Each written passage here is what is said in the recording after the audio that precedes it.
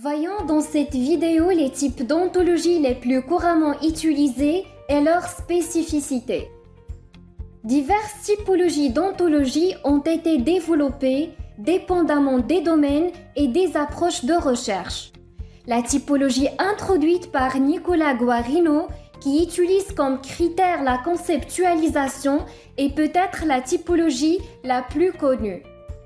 Il suggère de développer diverses ontologies en fonction de leur niveau de généralité. L'ontologie supérieure, l'ontologie du domaine, l'ontologie de tâche et l'ontologie d'application sont les 4 types d'ontologie suggérés par cette typologie. Voyons cela de plus près. Donc, tout d'abord, les ontologies supérieures ou de haut niveau. Ce sont des ontologies qui modélisent les concepts très généraux auxquels les racines des ontologies de plus bas niveau faudrait être reliées. L'exemple que vous voyez ici est l'arbre de Porphyre. Il s'agit d'un arbre de la connaissance. Il fonctionne selon un modèle hiérarchique propre à tout arbre, permettant de classer les êtres en genre et en espèces, puis en sous-genres et sous-espèces. Toute notre connaissance s'est construite sur ce modèle hiérarchique, vertical, qui classifie le réel dont il fait l'inventaire.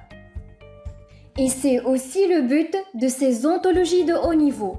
Elles définissent les concepts de haute abstraction tels que les entités, les événements, les états, les processus, les actions, le temps, l'espace, les relations, les propriétés, etc. Au niveau suivant, vous avez les ontologies de domaine.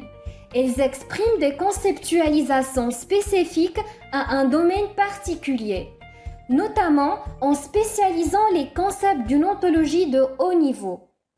Un domaine peut référer à un domaine d'application tel que la médecine, l'éducation, un milieu manufacturier, un milieu entrepreneurial. Comme vous le voyez ici, l'ontologie gène est un exemple d'ontologie de domaine. Elle vise à standardiser la formalisation des gènes. D'autre part, si vous ne décrivez pas un domaine entier, vous pouvez décrire des activités ou des tâches indépendantes du domaine. Par exemple, les tâches de diagnostic, de planification, de conception, de configuration, de tutorat, en fait, tout ce qui concerne la résolution de problèmes. Et c'est alors les ontologies de tâches, comme le cycle de vie que vous voyez ici à titre d'exemple. Et puis, vous avez l'ontologie la plus spécifique. Il s'agit bien évidemment de l'ontologie d'application. Cette ontologie contient des concepts dépendants d'un domaine et d'une tâche particulière, qui sont généralement subsumés par des concepts de ces deux ontologies.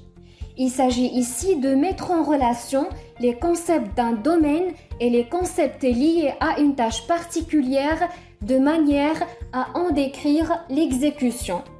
L'exemple le plus représentatif des ontologies d'application serait un livre de cuisine spécialisé, comme par exemple le fameux livre de Julia Child, Maîtriser l'art de la cuisine française, que vous connaissez probablement. Donc voilà les différents types d'ontologie inspirés absolument du modèle de Guarino. C'est la fin de cette vidéo.